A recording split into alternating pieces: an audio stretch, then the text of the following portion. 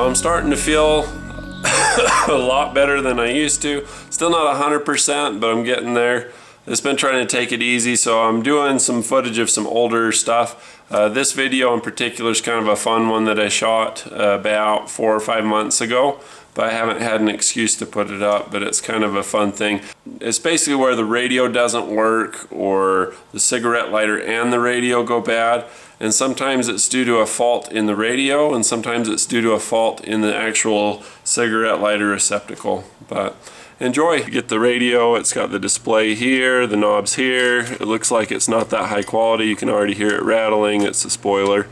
But basically she hits a bump, it works, hits a bump, it doesn't, hits a bump, it works, hits a bump again, never works again. It sounds like a change dish. This is a factory stereo, so these are like the worst. Can't get to the screws from the side. You can get to some of this stuff from the back. So we're going to tear into this and see if we can find if there's a penny or something in there that shorten it out. Basically, kids put crap in here all the time. They put pennies, nickels, dimes, it shorts it out. The solder burns out on it, and the whole stereo is expensive, just ridiculous. Cost prohibitive is what we're going to say. That sounds professional, doesn't it? It's cost prohibitive to replace this atrocity. So tear into it. First, let's see if we can shake some of the quarters. Those are nice. It's not a change dish, kids. You know what? We could probably pop this open and maybe get those to come out. There's another one. So you take the quarters from the little change dispenser thing. I bet the last time it bumped, it made contact good enough to blow. Well, it still shows that it's tuning on this. It still shows FM, you can change the station, all that. How do you get these out without pulling the whole thing? I don't know. Let's get into it. Alright. See this on Honda Odyssey CD players all the time. You got, like, seriously, parents, cell phones, radios, all this technology stuff, it's so expensive. These $350 key fobs, don't let your baby stick those in your mouth. And by the same token, don't leave these in the same general vicinity with your radio unless you like giving me all of your money. If you like giving me all your money, that's fine. You can give me your money. But just don't complain about it and try to make me feel bad. Expect to pay. I'll see if I can save you a little money over that whole cost prohibitive stuff, but at the end of the day,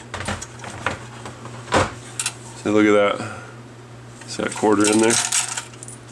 There's a dime. I'm kind of a parrot or a cockatoo, some kind of bird or something when it comes to the way that I sound, the way I pronounce things, and the attitude with which I speak. So of course I've been listening to Bill Burr all afternoon because I was in a bad mood, and it's better to just hear him drop F-bombs all the time than to feel bad for me doing it when I'm trying to break the habit. But I don't think it helps anyway, you know, one way or the other. I'll try to keep the obscenities at a minimum. Doggone it, I'm saying it. She said the CDs were working, but the radio wasn't. That's odd. And then for having it come back on, that is also odd. I must see this. Alright. So the quarters were in here. The CD would work because it's a CD changer. It's not doing any of this. I'm saying that mechanically these things bound and it just shut down. Not positive, but it's a possibility. So, then what? Kind of want to just plug this in and see if the radio's working now. I'm going to take a break and go do that. Just plug in the back part of it and call it good. So here's an idea for automakers. How about a button where you can turn the stupid chime off and leave the key in it so you don't lose it? That'd be nice. Gosh, I hope I make that back in there.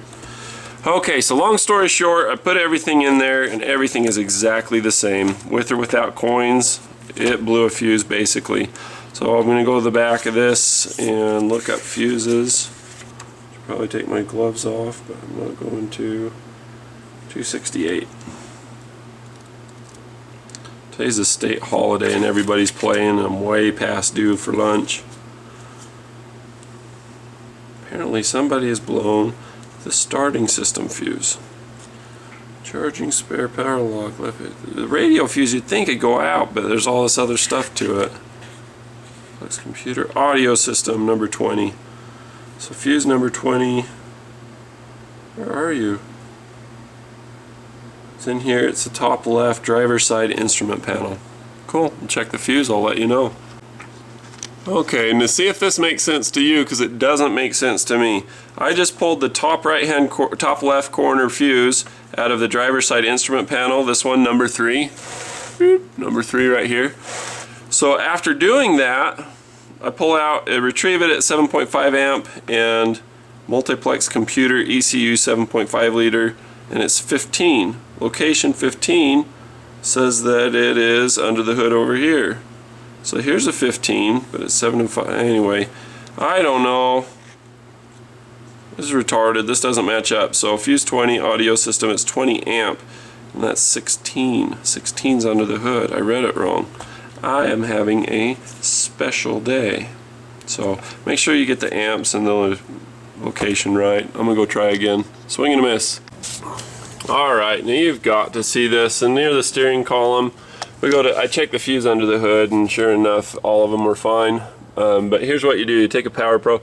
Look at this. It looks like a honeycomb. Like if I were to get into this, open up a tree bark or anything, or a car, open a car door, and you see all this honeycomb stuff, oh crap, I'm going to get stung. That is not an inviting place for a consumer to go change a fuse or check it out. I'm not sure, it's not designed to be a honeycomb. Anyway, so you go down and just check all of these. They're all fine. See if I can hold still for you. So I check all the fuses. They are a-okay. Not a problem with any of these fuses. They're all good. Checked all the ones under the hood. They're all good. So the fault is in our stars. No, the fault is in our radio. So anyway, I checked it. It does have a mute button. You can see the mute come on right there and go off. So it's not the mute thing. I tried the volume. Push a power button, the power button works, everything's plugged in. You can turn the channel to a different station. You can do all these things, the presets work, everything seems to be hunky-dory with the radio. Oh, apparently I just hit the CD button. Welcome to Covenant Communications. Oh great, so we've got all of these, where's that CD button? So that works, but just not the radio. And the antenna is plugged in. The antenna is working on the back. It's not giving static, anything like that. So apparently I need to take this radio apart and mess with it some more, because it is not coming online. Something is jammed up, jacked up, messed up. No worky. We'll give you a tour here. So I've got it all plugged in. These are the antennas.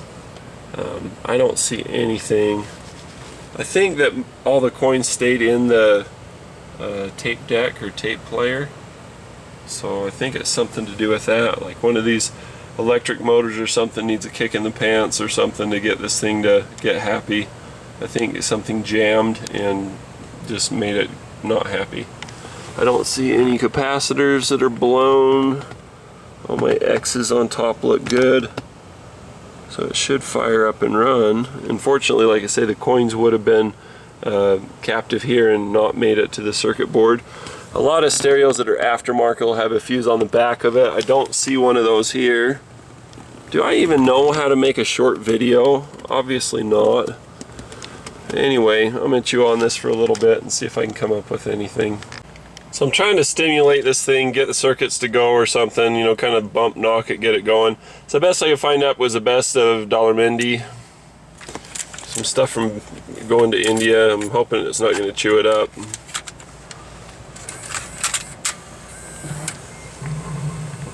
So the radio antenna is going up and down.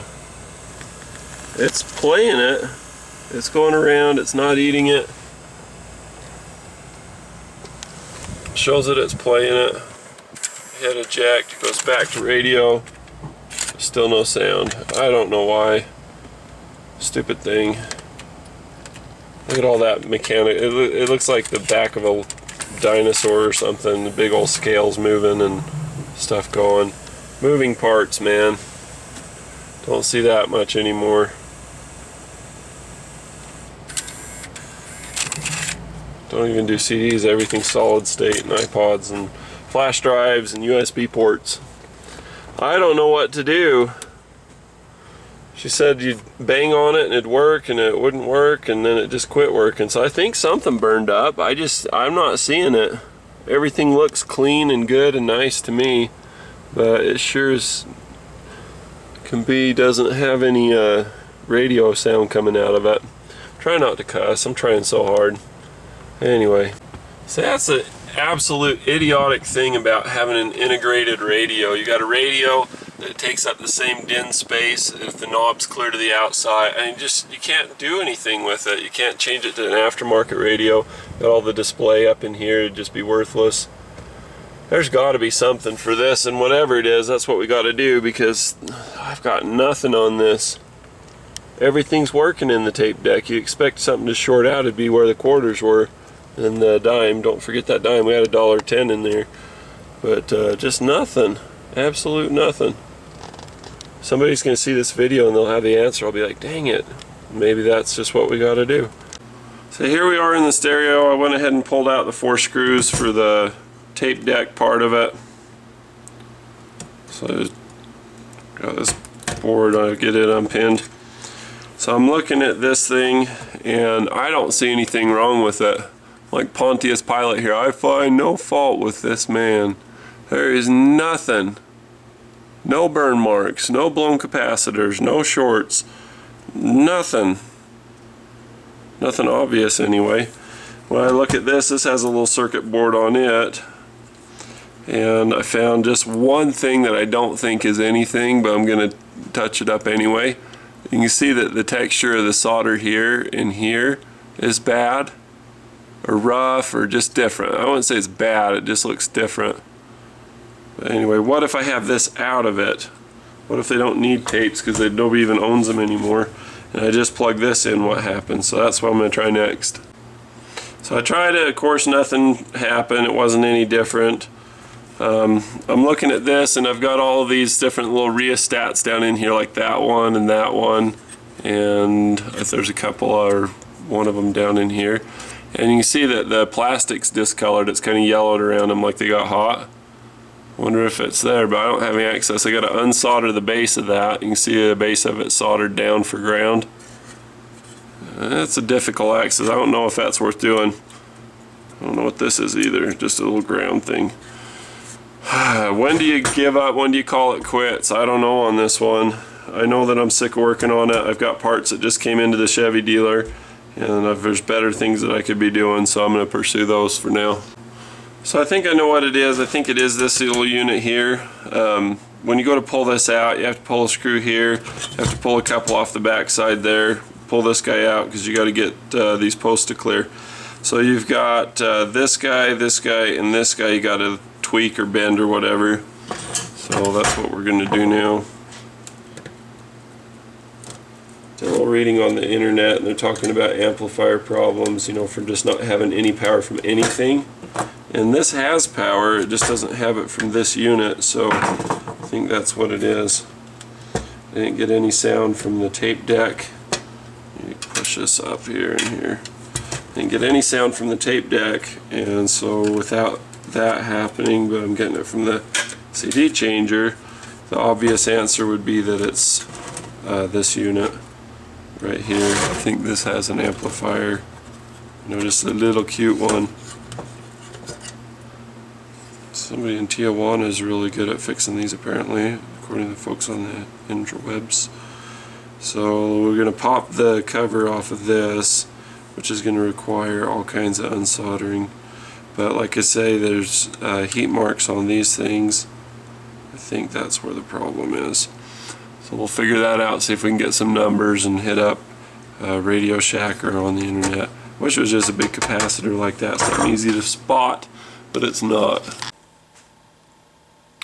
Little kids are really inquisitive by nature, but especially with holes and slots and things like a DVD player. And think about it from a kid's perspective. When you see a gumball machine or something where you put coins in, you get a prize, you get candy, it's exciting, it's great, it's like the best thing ever.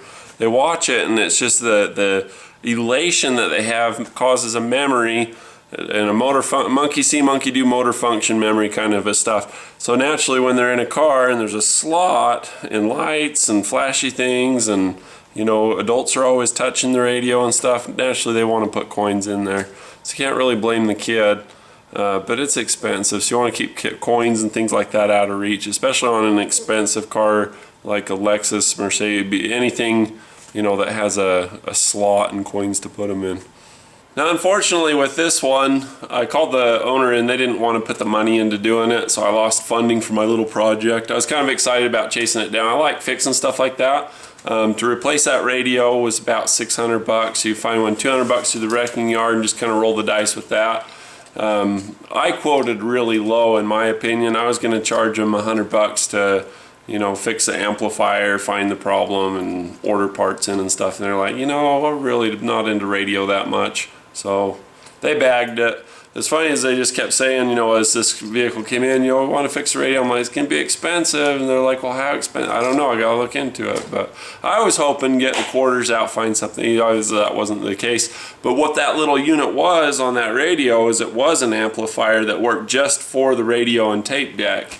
So it kicks the signal out, you know, to the rest of the vehicle. I don't know if it's further amplified from there. But once that little amplifier, that little unit on the side of that green board goes bad, then you're just dead in the water. Of course, everything else still has power. You saw a tape deck move, but kind of a fun little video, a little exploratory thing, you know, video project. And so I just thought I'd kick that out. Exciting news, I'm up to 80,000 subscribers now. And that's you guys just being awesome and backing me up and helping me out. I started this channel just to find information that wasn't on the internet about just random fringe things, create some reference material, and just kind of give back to the universe. And boy, is it giving back to me. It's been awesome. So I've had a lot of fun times reading through the comments, you know, finding I help people out. It's hard to feel bad about yourself when other people are saying, you're awesome, you help me out, you rock, you rule. So, you know, I put my hours in, I've got some skills and I've got some things to really feel good about. But when you apply that and you help somebody else out, that's when the magic happens to me. I just get excited about that. And obviously it's taken effect and it's done pretty good because, you know, there's some people that are watching the videos and that's great. So I really feel good about making them. Sometimes I really am proud of what I made and I'm like, this video is the coolest ever, this is so awesome, and nobody watches it, whatever. And then I'll make something else, I'll be like, well, I just threw this together, you know, but then people really like it. So you never know what's going to be good and what's not going to be good. I guess that's the magic of YouTube. The point is that things are working on the channel, and I really appreciate y'all and your support, your comments. I like seeing when you guys get together in the comments and help each other out. That's really cool. There's a guy recently, I'll put his name right here, but he's a Ford expert and he's really done well with putting information out particular to Fords. You know, that's his area of expertise. And he was helping somebody in one of my videos. I'm like, dude, you are awesome. So shout out to you. And I'll put a link in the description to his channels. I've also added it to favorites, but it's just so cool to see what's happening on YouTube, you know, where you can have all of this, these different people with their hours of experience. You know, they put in their 10,000 hours and then now they're sharing it with others and we get to learn from them. So I mean, that's what I was trying to do. Other people are doing it and it's magic. It's just awesome. So anyway, thanks for watching. I'm really excited about this milestone. I'm really appreciative. Thank you, thank you, thank you, thank you. And thanks for coming along and subscribing and watching my videos. You guys keep watching them. I'm going to keep making them. So, cheers. Love you.